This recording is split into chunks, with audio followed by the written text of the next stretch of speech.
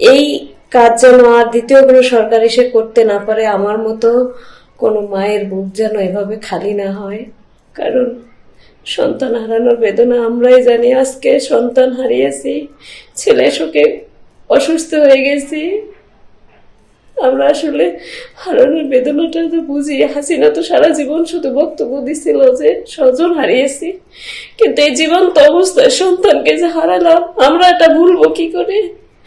সে তো সন্তান হারায়নি, আমরা তো সন্তানকে হারিয়েছি।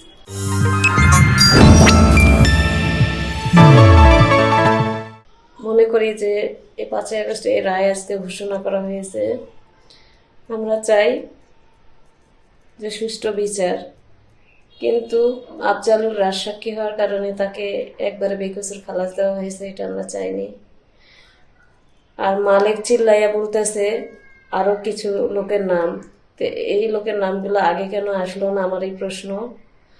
আর যাদেরকে ফাঁসি দেওয়া হয়েছে তাদের দ্রুত কার্যকর করা হোক। হয়তোবা এরকম আরো লুকিয়ে আছে অনেক আসামি, এরকম বের হয়ে আসবে আস্তে আস্তে। কারণ আমি সেদিন আশুলিয়া নারী ও শিশু হাসপাতালে 5ই আগস্টে ডিউটিরত অবস্থায় ছিলাম। যে ভয়াবহ অবস্থায় ছিল সেদিন, যে পরিমাণ পেশেন্ট হয়েছে, ওখানে অনেক কিছু আছে। আওয়ামী লীগের লোক, পুলিশ বাহিনী, সেই আওয়ামী লীগ সরকারের কাছে বিক্রি হয়ে যাওয়া যে লোকগুলো এই ছাত্রদের উপর হামলা করেছিল, জনগণের উপর হামলা করেছিল, করে আমার ছেলেদেরকে যেভাবে পুড়িয়ে মারছে। আমার ছেলে সিটি ইউনিভার্সিটির শিক্ষার্থী সাজ্জাদ হোসেন সজল। আমরা আসলে কখনো আশা করিনি যে আমাদের সন্তানদের কখনো এভাবে হারাবো। আমি যেটা মনে করি, এই রায় থেকে শিক্ষা নেওয়া উচিত পুলিশ বাহিনীর। এই রায় থেকে শিক্ষা নেওয়া উচিত প্রত্যেকটা, যেমন আওয়ামী লীগের লোকজন আছে, পরবর্তীতে কোনো সরকার এসে যেন তারাও এভাবে ফেসিবাদ হয়ে উঠতে না পারে। তারা যেন শিক্ষা নেয় যে পরবর্তীতে এরকম যদি হয়, সরকারের হয়ে কাজ করে সাধারণ জনগণ এবং শিক্ষার্থীদের উপরে হামলা করে তাদেরকে এভাবে পুড়িয়ে মারবে, মেরে ফেলবে, এই কাজ যেন আর দ্বিতীয় কোনো সরকার এসে করতে না পারে। আমার মতো কোনো মায়ের বুক যেন এভাবে খালি না হয়।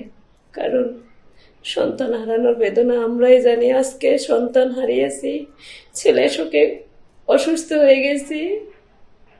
আমরা আসলে হারানোর বেদনাটা তো বুঝি। হাসিনা তো সারা জীবন শুধু বক্তব্য দিছিল যে স্বজন হারিয়েছি, কিন্তু এই জীবন্ত অবস্থায় সন্তানকে যে হারালাম আমরা এটা ভুলবো কি করে? সে তো সন্তান হারায়নি, আমরা তো সন্তানকে হারিয়েছি। আমরা এই রায়কে, আমি চাই পরবর্তীতে আশুলিয়ার যে আরো মামলা আছে, প্রত্যেকটা মামলার সুষ্ঠু তদন্ত, খুদে খুদে দেখা হোক।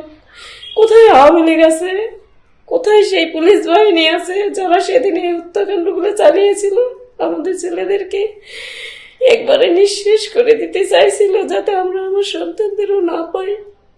আমরা চাই যে বর্তমান সামনে নির্বাচন করতেছে, আমরা আসলে এমনই একটা নির্বাচন চাই যে এই শহীদদের রক্তের উপর দিয়ে যে নির্বাচন হবে, এই শহীদদের, জুলাই যোদ্ধাদের আগে বিচারটা করুক।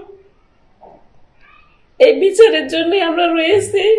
আমরা চাই পরবর্তী যে সরকার আসবে, এই জুলাইকে ধারণ করে, ৭১কে ধারণ করে কেউ যেন ৭১ এবং ২৪কে বিক্রি করে খেতে না পারে। আমরা চাই পরবর্তীতে যে সরকার আসবে, সে সরকার আমাদের সন্তানদের প্রাধান্য দিক এবং বিচার কার্যটা সুষ্ঠুভাবে পরিচালনা করুক। কারণ আমার স্বজনদের এভাবে হত্যা করার পরেও কিন্তু আমাদের হাদিকে হারাতে হয়েছে। আর যেন কোনো মায়ের বুক খালি না হয়, কোনো মা যেন আর কোনো সন্তানকে না হারায়, পুলিশ বাহিনী যেন কোনো মায়ের বুক এভাবে খালি না করে। আমরা চাই আরো কড়া বিচার, যাতে করে পরবর্তী বাংলাদেশ আরো কঠিন হয়। কোন পুলিশ বাহিনী, কোন সরকারের লোক হয়ে যেন কাজ না করে, তারা জনগণের সেবক হয়ে যেন কাজ করে। এতগুলো সন্তানকে মেরেছে, এতগুলো সন্তানকে পুলিশ বাহিনী রক্ষা করতে পারে নাই। আইজিপি মামুন, তাকে দিল মাত্র 5 বছরের জেল। আমরা কি এটা চেয়েছিলাম? কারণ এই মামুনের নির্দেশেই সারা বাংলাদেশে হত্যাকাণ্ডগুলো চালানো হয়েছে। আজকে তার রায় দেয় মাত্র 5 বছর জেল। সে রাজসাক্ষী হওয়ার কারণে রাজসাক্ষী হয়েছে।